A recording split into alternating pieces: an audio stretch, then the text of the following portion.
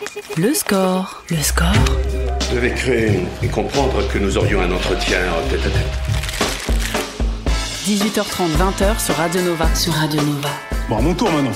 On a écouté vos classiques, on va écouter les miens. Avec Charline Roux. Bienvenue dans le score sur Nova, l'émission qui fait parler ses invités tout en les invitant à commenter une bande originale qu'on souhaite sur mesure. Bon, même s'il y a parfois des ratés. Je sais bien, c'est très vendeur comme intro. Anyway, l'important c'est de se lancer. Et sur ce dossier, ce n'est pas celui qui se trouve face à moi qui va me contrer. Son domaine d'exercice et d'excellence, par ailleurs, c'est la mode. Et ceci vous prouvera qu'il ne faut jamais se moquer des rêves d'enfant. Un projet formalisé, en tout cas dans sa tête à 12 ans, et réalisé à 24, puisqu'il crée sa propre marque, qui plus est en plein confinement. Pas de classique défilé, même pas grave. Ses pièces tout en volume et couleurs sont un succès. Le voilà dans la foulée nommé directeur artistique d'une grande maison, Rochas pour ne pas la nommer. Des galons supplémentaires sur la veste du patron. Je parle à la fois du dessin et du chef. Boss de sa propre marque dont les créations continuent d'enchanter les fashionistas Eto et les quelques millions de spectateurs qui ont vu la cérémonie d'ouverture des JO. Par exemple, les jus légimes chatoyants de la BNF étaient habillés par lui. Bonjour Charles de Villemorin. Bonjour. Merci de passer par ce studio. Merci beaucoup de me recevoir. 2020, soit la création de ta marque. Absolument. C'était hier, vraiment 2020. Ça donne un peu le vertige, le chemin parcouru, où tu ne regardes que devant. Ça me donne pas tellement le vertige parce que il y a eu beaucoup de choses extrêmement positives. J'ai énormément appris et j'ai construit des choses dont je suis fier aujourd'hui. Donc ça me donne pas le vertige particulièrement, ça me motive pour la suite et effectivement je suis très porté sur le futur et c'est surtout ça qui me stimule. Donc ouais. Nous sommes le 27 janvier. Oui. Ce devait être un jour de défilé. Absolument. Qui n'aura pas lieu. Qui n'aura pas lieu. Non. Qui n'aura pas lieu parce que c'est une décision que j'ai prise donc avec les personnes investies dans ma marque aujourd'hui. Parce qu'il y a eu beaucoup de changements ces derniers mois, ces dernières années au sein de la marque, au sein de la maison. Il y a eu toute une restructuration. Il y a eu, je me suis entouré, je me suis installé dans des nouveaux locaux, etc. Et en fait, je pense que j'arrive à un tournant de la marque où j'ai envie de faire les choses bien, de la meilleure manière possible. Ouais.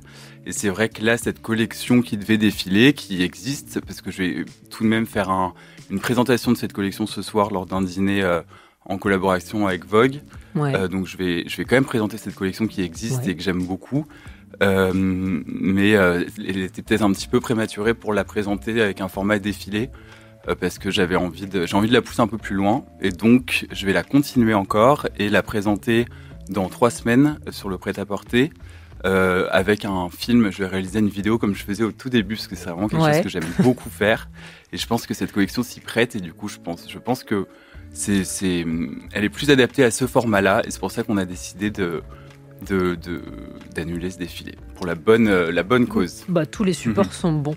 Il y a une question rituelle dans cette émission. Quelle place tient la musique dans ton quotidien ? C'est primordial. Moi, si je faisais pas dans une autre vie, j'aurais aimé être musicien. Je suis entouré de beaucoup de musiciens. Ouais.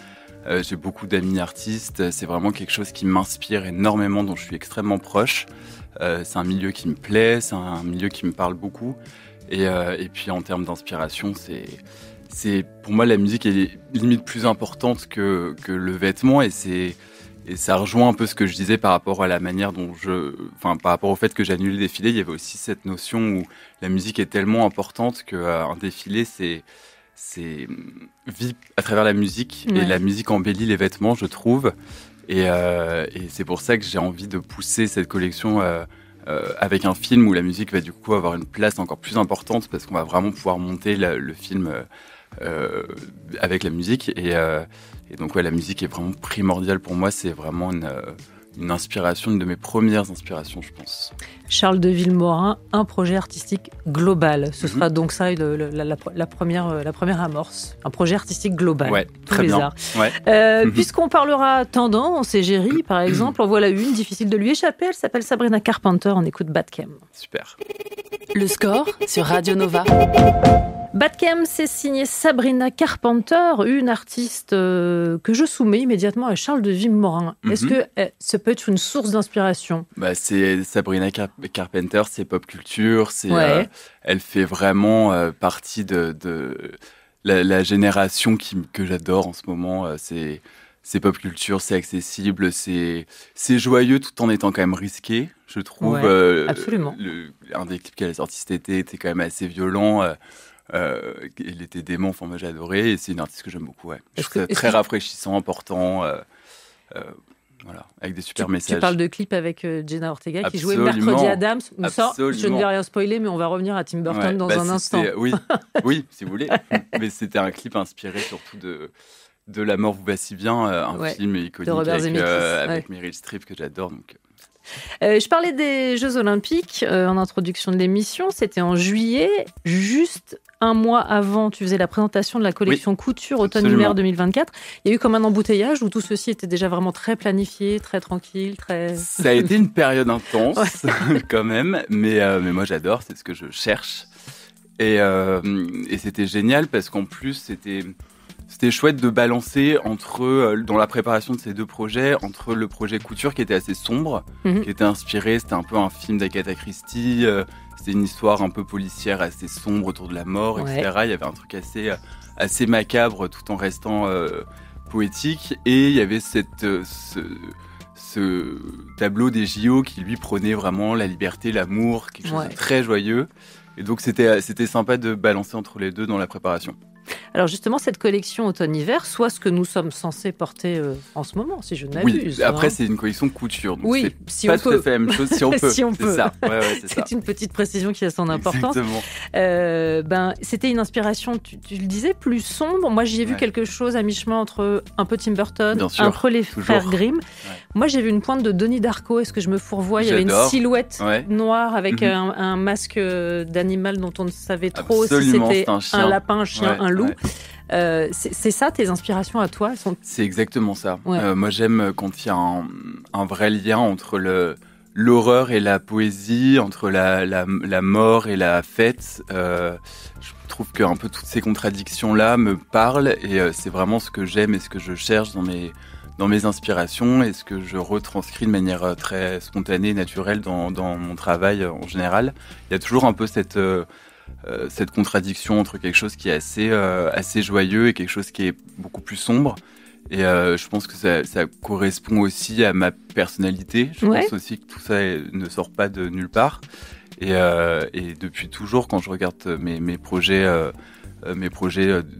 anciens, il y a toujours cette... même si ça se voit pas forcément, moi je sais que dans chaque projet, qu'il soit joyeux ou pas, il y a toujours une petite pointe soit de nostalgie ou de darkness un peu, ou alors dans des projets plus sombres, toujours une pointe de poésie, d'espoir et de joie. Mais pop culture toujours. Toujours. Il y a toujours un fond de pop culture dans ce que tu fais. Après, la pop culture, c'est très rare. Enfin, c'est très rare. Non, c'est pas rare du tout. C'est très vaste, bien sûr. Pardon. Et c'est vrai que j'aime beaucoup, moi, quand on parlait du clip de Sabrina Carpenter tout à l'heure, j'aime beaucoup quand il y a des références concrètes et assumées. Et c'est vraiment quelque chose qui me parle beaucoup et que j'essaye de mettre... que je mets... c'est pas que j'essaye, c'est que je le mets de manière assez spontanée dans mes collections. Par exemple, sur ce défilé-là, il y avait une robe avec un jacquard vert avec des arabesques noires qui était directement inspirée comme tu disais, de l'alien dans Mars Attack de Tim Burton. Dans la musique, pareil, dont on parlait tout à l'heure, la musique qui est très importante pour moi. Il y avait une vraie référence au Lac des Cygnes à la fin, où il y avait deux mannequins qui se croisaient, qui se tournaient autour, qui étaient une robe blanche et une robe noire. J'adore quand il y a des références très assumées, qui d'un coup... les spectateurs se disent je connais, et du coup il y a quelque chose d'un coup ils se font partie en fait du monde dans lequel ils sont plongés, et ça me parle beaucoup. On continue de parler d'inspiration, de mode et de tout un tas d'autres choses après avoir écouté Cassius, I Love You So, puisque le tableau qui te concernait au JO était sur du Cassius, mais tout ça ce sera juste après la pub. Le score sur Radio Nova. Nova. Cassius sur Nova, I Love You So, un titre sur lequel on a pu voir courir, s'aimer des modèles vêtus en Charles de Vilmorin lors de la cérémonie d'ouverture des JO. J'ai noté une phrase dans une de tes interviews. Tu dis j'ai dessiné avant même de savoir écrire. Réalité, tu as toujours beaucoup dessiné.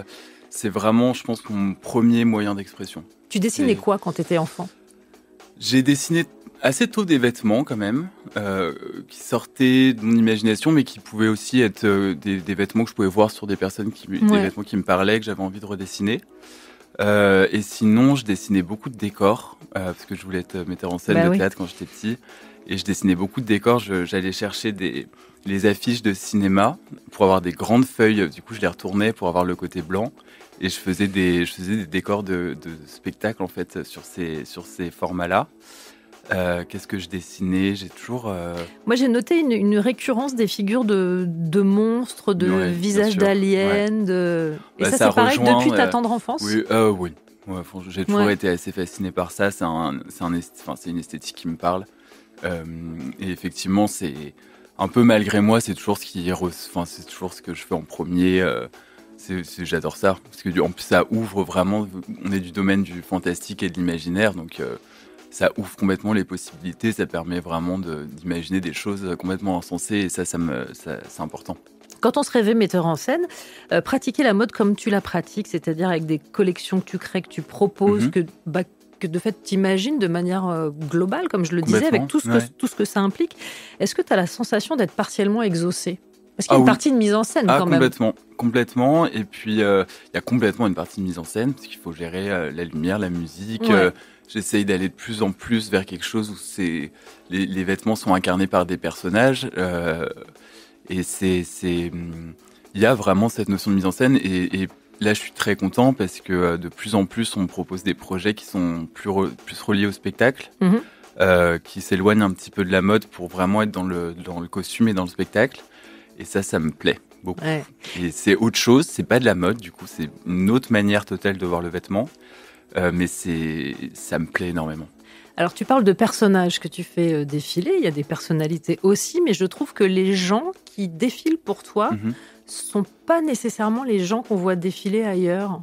Il y a une grande variété de physique, d'âge, de... C'est vrai, et particulièrement sur le dernier défilé, parce qu'il y avait vraiment cette histoire dans ma tête, c'était un peu l'histoire d'un meurtre qui avait lieu dans une maison, et du coup il y avait tous les personnages réunis de la famille dans cette maison, donc forcément il fallait un casting assez éclectique pour avoir ces différents personnages, et parce qu'il y avait du coup dans ma tête la tante, la grand-mère, la mère, le père, les mariés, enfin il y avait tous ces personnages-là, et oui, je trouve que c'est un vêtement vit et révélé quand il est porté et incarné, c'est hyper important. Et c'est vrai que le casting, c'est primordial, je trouve, en tout cas pour moi et pour ce que j'ai envie de projeter. C'est primordial d'avoir un casting qui correspond à l'histoire que j'ai envie de raconter. C'est super important. Et puis là, pour le coup, ce sont de vrais vêtements qui vivent, puisque tu as fait défiler Marie-Agnès Gillot. Oui, c'était c'est-à-dire qu'elle a fait défiler même...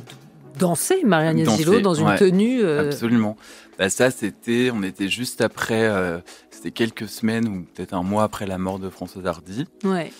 C'était sur Mon Ami la Rose. Mon Ami la Rose, qui est un de mes titres français préférés que j'aime énormément.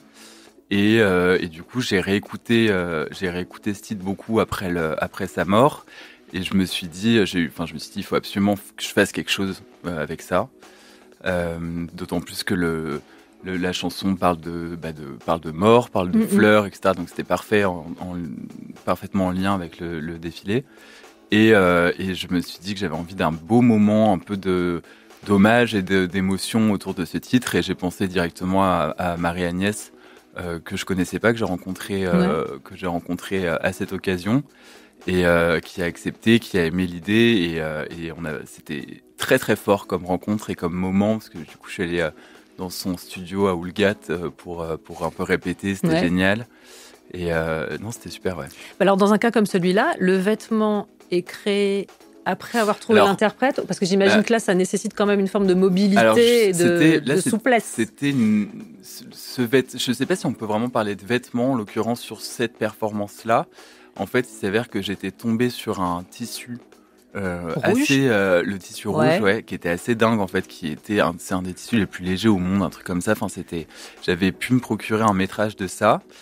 Et c'est un peu ça qui m'a inspiré. Et du coup, c'est un vêtement qui peut pas être cousu parce que du coup, les coutures d'un coup, ça va alourdir l'ensemble. Donc voilà. Donc il y avait juste quelques points pour que ça tienne sur elle, mais sinon c'était plus elle était plus enroulé dans un métrage de ce tissu-là, et c'était pas vraiment une pièce construite. Justement, je voulais vraiment que ce soit un peu comme un filet d'eau ou de sang ou ce qu'on veut autour d'elle, quoi. Alors, en tout cas, cette scène est accessible sur c'est ta chaîne YouTube propre, en tout cas sur le site Charles de Vilmorin. Pour ceux qui ne l'ont pas vu, vraiment, allez jeter un œil, la scène est absolument magnifique. On poursuit en musique. Alors, j'ai choisi ce titre parce que dans mon esprit, il est très cartoonesque et que esthétiquement, j'ai des souvenirs de ce clip qui me font un peu penser à tes premières créations. On en parle juste après, c'est Delight avec Groove is in the Heart. Bien sûr. Le score sur Nova, sur Radio Nova. Avec Charline Roux. Je parlais d'inspiration cartoonesque pour ce titre Groove in the Heart, c'est signé Delight et je le soumets immédiatement à Charles de Vilmorin. Est-ce que ça peut être une forme d'inspiration? Bien sûr, cette chose un peu colorée. Moi, le clip, parce que du coup, si on revient à ce qu'on disait aussi par rapport à la musique tout à l'heure, le clip, pour moi, je suis vraiment la génération YouTube. Les clips, c'est hyper important. Et c'est une énorme source d'inspiration. Je pense que ce que je fais, la première chose que je peux faire quand je travaille pas et que j'ai envie de prendre un peu de temps pour moi, etc., c'est me poser devant la télé, regarder des clips que j'ai déjà vus 1000 fois, mais que je les re-regarde. C'est vraiment un format que j'adore. Et tu prends des notes, tu fais des moodboards à partir de clips? Pas spécialement. J'adorerais réaliser des clips dans le futur. C'est vraiment un truc que j'adorerais faire. Voilà.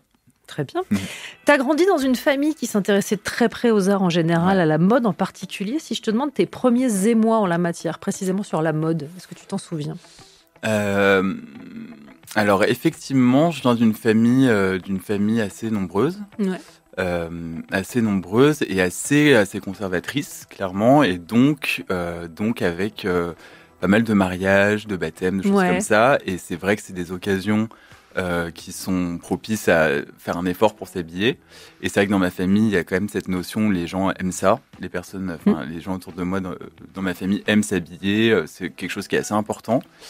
Et du coup, je pense que mes premiers émois, c'est ça. C'est un peu les réunions de famille, quel que soit le contexte, mais où les femmes particulièrement faisaient un effort pour s'habiller. C'est ça qui me plaisait et prenaient des risques, parce que dans ma famille, il y a quand même quelque chose il y a pas mal d'artistes, etc., qui aiment s'habiller, qui prennent des risques. Et du coup, voilà, je pense que c'est ça. Alors, j'ai lu que tu avais fait tes premières créations à partir de papier de soie. C'est vrai. Papier de soie qui entourait les fleurs. Absolument. Pour des poupées Barbie. Complètement. Je pense comme une grande majorité des stylistes. C'est vrai que j'ai commencé sur des poupées, forcément. Et puis, j'ai la chance aussi d'avoir une petite sœur. On a 13 mois d'écart, donc on est très proches, qui aime ça aussi, et du coup on s'amusait beaucoup ensemble à faire ça. Mais alors je me suis demandé si ton goût pour les volumes ne venait pas de là. C'est possible. Le papier de soie, il y a un truc. Je faisais toujours des volumes énormes. Dans la collection dont on parlait il y a un instant, il y a une robe blanche qui donne l'impression d'être, c'est pas du papier évidemment, mais quelque chose comme ça avec du volume mi-léger, mi en même temps rigide. C'était, je sais pas si j'ai trop le droit d'en parler, mais il y a pas de, je pense qu'il y a de problème. Mais je devais un an avant ce défilé, je devais faire une collaboration avec Mattel autour de Barbie, qui finalement c'est pas faite malheureusement, mais c'est sûrement dans le futur. Mais et du coup ça m'avait un peu, j'avais réfléchi à une collection que je pourrais faire avec eux. Et j'étais parti sur cette inspiration de mes robes en papier de quand j'étais petit. Du coup, je voulais le faire. Et c'est pour ça que j'avais trouvé cette matière qui est assez intéressante, qui a un mélange de soie et de métal. Et du coup, qui donne vraiment cette impression de papier froissé. Et c'est de cette potentielle collaboration à l'époque qu'est découlé ces volumes-là.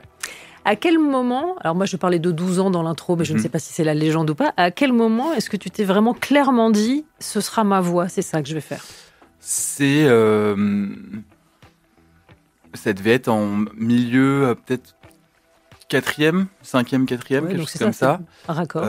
Et en fait, donc j'ai toujours aimé ça, j'ai toujours beaucoup créé, organisé des défilés, etc. Et puis à ce moment-là, il y a eu le moment où les défilés ont commencé à être beaucoup plus accessibles parce que YouTube, beaucoup plus facile, et tous les défilés ont commencé à être retransmis en live, etc. Et donc j'ai vraiment, là je suis devenu complètement accro et c'est mes parents en fait qui m'ont dit écoute, parce que mon père à ce moment-là travaillait chez La Halle aux vêtements, il me semble, donc bon, pas du tout ce que je fais maintenant, mais quand même un petit peu dans le vêtement. Bien sûr. Et donc été amené à travailler avec des équipes de création, des stylistes, etc. Et c'est lui qui m'a dit, écoute, il y a ce métier-là, qui a posé en fait un mot sur ce métier. Il m'a dit, il y a ça qui existe. Si ça t'intéresse, nous, on est OK, quoi. Parce qu'ils voyaient que j'aimais ça et que je dessinais beaucoup. Et je pense qu'ils ont senti aussi qu'il y avait un potentiel possible. Et du coup, c'est eux qui m'ont encouragé, qui m'ont vraiment expliqué ce métier concret en me disant, il y a ça qui existe. Voilà, quoi. On poursuit la conversation après une nouvelle pause musicale. Oui, je ne suis pas allée la chercher bien loin. Prêt à porter, Robert Altman. C'est ainsi. Ini Kamoze, Here Comes the Hot Stepper. Le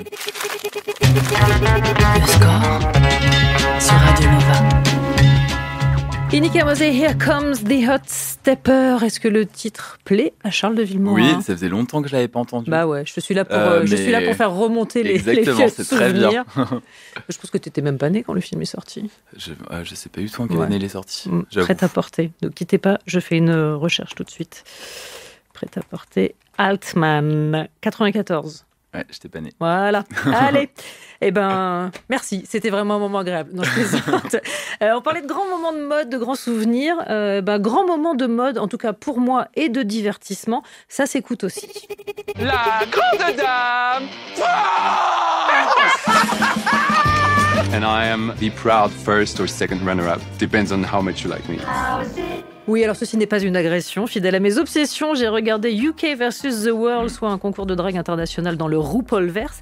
La candidate française fait son entrée, c'est la grande dame, toute de Charles de Villemorin, vêtue, soit une mini-robe maxi-manche, imprimée colorée, tout boobs dehors. Ça fait quel effet ?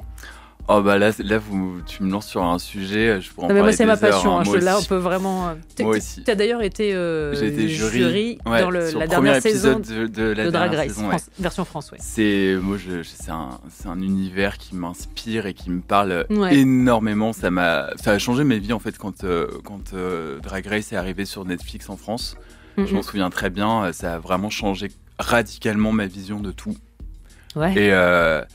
Et c'était au moment où j'arrivais sur Paris, parce que j'ai fait mon lycée à Compiègne, qui est une ville assez classique. On va pas, voilà. J'avais des super amis, vraiment, qui sont toujours des très très bons amis, mais qui étaient très originaux, etc. Mais c'est vrai que quand on arrive à Paris, qu'on commence à vivre seul, qu'on se retrouve en école de mode, d'un coup, je me suis retrouvé dans un univers. Bon, je me suis senti très à l'aise immédiatement, mais c'est vrai que c'est assez radical comme changement. Et plus l'arrivée de Drag Race, ça m'a ouvert les yeux sur les choses, et c'est vraiment quelque chose c'est une émission et un monde qui m'inspire, que j'aime plus que tout, quoi. C'est pour tester le degré de compatibilité en dehors de la grande dame, si je te demande ta préférée. En France ? Internationale. Alors on va dire sur la version US. Sur la version US, allez vas-y. Oh là là, il y en a plein, mais je suis particulièrement fan de Sacha Velour. Ok, c'est bon. Y a une ligne directrice pour moi dans ton travail, et ce quelles que soient les collections, et que ce soit pour le prêt-à-porter comme pour la couture, c'est le panache. Panache, c'est un mot que j'adore. Non, mais est-ce que c'est quelque chose que tu revendiques, ou est-ce que tu le fais de manière spontanée, mais toutes les tenues ont, quelles que soient les tenues, du panache? Oui. Merci déjà. Je pense que c'est pas quelque chose qu'on peut revendiquer. Pour moi, le panache, c'est quelque chose. Si on a envie de faire quelque chose qui a du panache, il en aura jamais. Il y a quelque chose qui se contrôle pas, en fait. Et c'est comme tout, en fait. Si on a envie de faire une silhouette, je sais pas, sexy, par exemple, si c'est une volonté, elle le sera pas. Il y a quelque chose où il faut pas. C'est des émotions et des attitudes qui se contrôlent absolument pas, et qui sont. Ça rejoint ce qu'on disait tout à l'heure par rapport au casting, qui sont mises en exergue aussi par les personnes qui vont porter la pièce. Et après, c'est vrai que vu que j'ai une approche qui est quand même assez théâtrale, ça aide aussi ça, parce que j'aime bien quand les vêtements sont vraiment incarnés. Et effectivement, du coup, je pense que cette notion de panache arrive à ce moment-là. Mais le panache, c'est quelque chose d'assez magique, qui se contrôle pas. C'est un moment, c'est un truc une émotion qui émane d'un coup d'une silhouette portée, et c'est absolument incontrôlable. Je crée pour des gens qui n'ont pas peur de se faire remarquer. C'est ce que tu déclarais à tes débuts. Est-ce que c'est toujours le cas ? Je pense que j'ai pas mal évolué. Après, oui, effectivement, bien sûr. Mais après, je pense que c'était quelque chose que je disais au début quand je faisais des choses qui étaient très colorées, etc. Et maintenant, Je pense qu'il y a aussi cette dimension où j'ai appris beaucoup et que j'ai rencontré beaucoup de gens. Et aussi, il y a cette notion de prêt-à-porter aussi qui est arrivée il y a maintenant 1 an, où j'ai envie aussi de créer pour les gens qui n'ont pas envie de se faire remarquer. Ouais. Et moi-même, je suis quelqu'un qui me fait très peu remarquer dans mes tenues. Tu es très sobre. Je suis hyper sobre et j'aime pas me faire remarquer. C'est vraiment pas quelque chose avec laquelle je suis à l'aise. Enfin, ça dépend, sauf occasion particulière qui s'y prête, et là, j'adore. Mais en règle générale, dans ma vie, j'aime bien être très sobre et pas me faire remarquer. Et j'ai envie de parler aussi à ces personnes-là. Et donc, ça a un peu évolué. Ouais. Ouais. On parle du futur de Charles de Vilmorin. Cette phrase est extrêmement pompeuse. C'est vraiment, on a mi-chemin entre la science-fiction et le discours. Ce sera juste après la pub. Le score sur Nova. Charline Roux. Nova. Toujours en compagnie de Charles de Vilmorin. Puisqu'on parlait de ton parcours et des différentes personnes que tu as habillées ou sur lesquelles on a vu tes créations, moi j'ai noté des collants que tu avais créés sur Harry Styles. Ouais. Un shooting avec Affida Turner. Ouais. Tu as fait défiler Inès de la Fressange. Oui, absolument. Tu as fait poser Pierre Demer. Ouais. Isabelle Huppert a posé en couverture de Vogue, me semble-t-il, avec tes vêtements. Lady Gaga, dernièrement, quand même. Oh, pardon, excusez-moi, j'avais oublié qui est cette personne, nous ne voyons pas. Est-ce que ça a une vraie importance ? Enfin, est-ce que, en tout cas, toi, tu y fais attention ? Je ne parle pas des gens que tu choisis, mais en tout cas, quand il y a des manifestations extérieures de gens où tu... Je pense que pour un designer, c'est toujours super valorisant de voir quelqu'un qu'on admire porter une de ses pièces. C'est toujours... c'est pas une fin en soi, mais c'est toujours super agréable et c'est des super moments, quoi. J'ai cru comprendre c'est toujours un peu des surprises en plus, parce qu'on ne sait jamais si la célébrité va porter ou pas le vêtement, et quand ça sort, c'est toujours des moments où on se dit c'est chouette, quoi. J'ai cru comprendre qu'Isabelle Huppert, ça avait été un vrai truc. Isabelle Huppert, ce qui était génial, c'était l'histoire autour, surtout qui rapidement, c'était l'année où j'étais finaliste du prix LVMH, et très proche d'Eugénie Trochu, qui était la rédactrice chef de Vogue France à ce moment-là. Et en fait, cette année-là, donc Isabelle Huppert était la présidente du jury du prix LVMH, et Paul Roversi était le photographe des finalistes, enfin des gagnants. Et donc j'ai pas eu le prix. J'ai dit à Eugénie, je suis surtout triste parce que du coup je vais rencontrer ni l'un ni l'autre. Et quelques semaines plus tard, même sort cette cover d'Isabelle Huppert avec Roversi, avec cette robe. Et c'était la première fois que Vogue faisait une couverture hors annonceur. Donc c'était un cadeau dingue. Ça, c'est un des. Je trouve qu'en termes de gestes, ça m'a énormément marqué. Et les petits collants sur Harry Styles, c'est pas mal aussi. Oui. Ouais. Non, mais j'imagine quand on a aussi l'ambition dans le travail qu'on fait d'avoir des vêtements qui peuvent être portés indifféremment par des femmes ou par des hommes. Primordial. Ça, je pense que maintenant, c'est même plus tellement une question. C'est même plus une question, vraiment ? Oui. Ouais. Maintenant, il faudrait que l'industrie, la Fashion Week évolue un peu par rapport à ça, en termes de Fashion Week homme-femme, etc.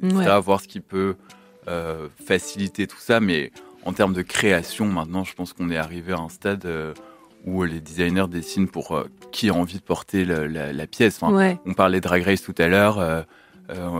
Quand on fait une robe, on ne sait pas du tout qui va la porter après. Et ça peut être une drag queen, ça peut être une femme, un homme. Maintenant, je pense que c'est plus trop une question. Il y a encore beaucoup de chemin à faire, ça c'est évident. Mais je pense que pour ma génération, c'est acquis. On parlait du film qu'on pourra bientôt voir avec la collection qui va arriver. Tout à fait. Et tu fais ton entrée au musée. Oui, tout à fait. Ouais.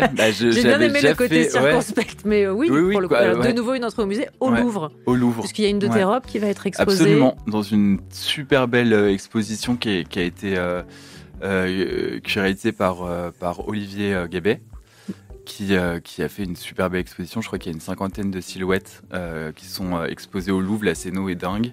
Et effectivement, du coup, il y a la fameuse robe en papier dont on parlait tout à l'heure, qui est exposée dans cette exposition. Donc, je suis hyper content. C'est un truc particulier de faire une entrée au musée quand on est comme toi, très féru d'art de manière générale, de dessin. C'est un lieu particulier. C'est un lieu particulier. Et encore une fois, on parlait d'incarnation, c'est vraiment ça, parce qu'en plus, là, l'expo est assez incarnée, parce que les silhouettes ont des attitudes, des positions, etc. Donc, Il y a vraiment, elle est super belle, je suis hyper fier d'en faire partie, ouais.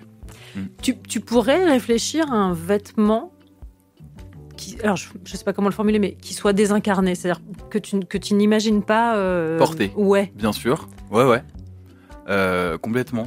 C'est autre chose, mais là, par exemple, si on parle concrètement, donc le défilé qui était censé avoir lieu aujourd'hui est annulé, et du coup, en fait, quand j'ai annulé ça, forcément, je vais présenter les vêtements ce soir. Pendant le dîner sur des mannequins, des mannequins figés, des mannequins vitrines. D'accord. Et donc, en fait, ça m'a un peu changé ma vision de la collection, parce que du coup, je me suis dit, la première fois qu'elle va être vue, ça va être figé. Et du coup, ça change quand même un peu la manière de voir le vêtement et de le concevoir, parce que il sera pas incarné par une fille qui va danser ou marcher, même s'il le sera plus tard dans le film. Mais pour ce soir, il a fallu que ça change quand même la chose.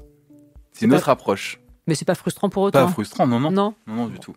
Dernière pause musicale, en tout cas dernier titre que moi je choisis avant de te laisser l'accès aux playlists de Nova, puisque c'est toi qui vas choisir la musique pour la dernière demi-heure. Très bien. Ce sera Mickey avec Échec et Mat.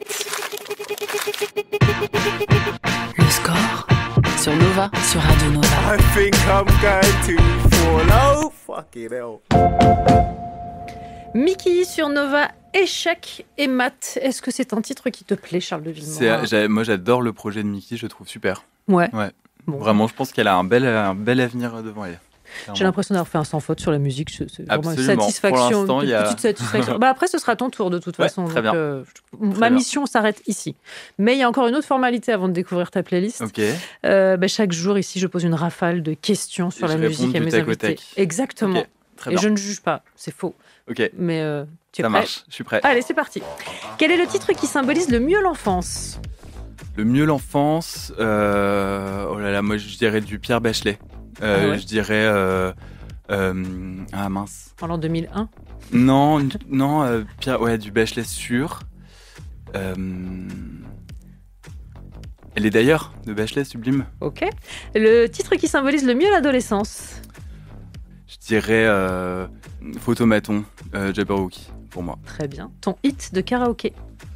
Je suis pas très karaoké. Alors de douche, éventuellement. Mon hit de douche, je dirais un Poker Face de Lady Gaga. Le titre qu'on serait peut-être surpris de trouver dans tes playlists ? Ouh là là, beaucoup. Je suis très musique religieuse. J'aime beaucoup ça. Ouais. Sans forcément être croyant, j'adore la musique religieuse. Je trouve ça très beau. Pour travailler, par exemple ? Pour travailler, pour l'inspiration, dès qu'il y a de l'orgue et des chœurs, j'adore. Le titre qui te propulse immédiatement sur la piste de danse ? Oh ça, c'est un Aya, direct. Aya Nakamura, et celui qui t'en fait immédiatement sortir ? Des trucs un peu ringards, trop années 80, un titre des années 80, mais qu'on a trop entendu. Genre début de soirée, par exemple, ce genre de choses. Très bien, je l'ai. Ta chanson de comédie musicale préférée ? Ouh là là, comédie musicale, directement Mozart l'opéra rock, et je dirais Le bien qui fait mal. C'est notre rigolade avec Quentin qui réalise. C'est bientôt la fin. C'est quoi ? C'est la symphonie, bien sûr, évidemment. Le titre que tu as le plus écouté ces derniers jours ? Ces derniers jours, j'adore le nouvel album de Riles qui vient de sortir. Avec le titre qu'il a clippé, avec un clip qui est pour moi un des meilleurs clips français que j'ai vu ces derniers mois, du moins, qui s'appelle, il me semble, comment il s'appelle ? Survival, un truc comme ça ? La chanson dont tu as un mal de chien à te débarrasser une fois que tu l'as en tête. Tu sais la catégorie, ces petites chansons pénibles là. Je vois très bien. Je vois très bien. La chanson, une fois que je l'ai en tête, je dirais le feat Dua Lipa, Pierre Demar, Death Waltz, que j'écoute pas mal et il rentre en tête, c'est un truc de ouf. Très bien. Merci beaucoup. Avec plaisir.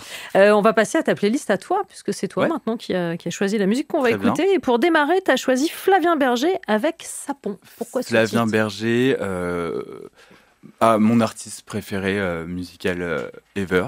J'adore tout ce qu'il fait, depuis qu'il a commencé. Et donc là, je l'ai vu dans la playlist. C'était une évidence. Les questions ne se posent même pas et j'adore ce titre. No guitars. Le score. No stop sur Radio Nova. No fun. No fun. No fun. No fun. Nova. Rema, Selena Gomez, Calm Down pour clore le score et ce moment passé en la compagnie de Charles de Vilmorin. Merci beaucoup d'être venu par ce studio. Hyper content. La collection qui est dévoilée ce soir, on a le droit à un spoiler Bien sur sûr, la ligne directrice, une inspiration. C'est une rencontre entre les triplettes de Belleville et Arcane. Oh, trop bien. Voilà. Trop bien. Bon, bah voilà, on attend de découvrir ça avec une certaine impatience. Encore merci Charles de Vilmorin. Il est presque 20h. Vous avez donc rendez-vous avec le Nova Club et David Blo.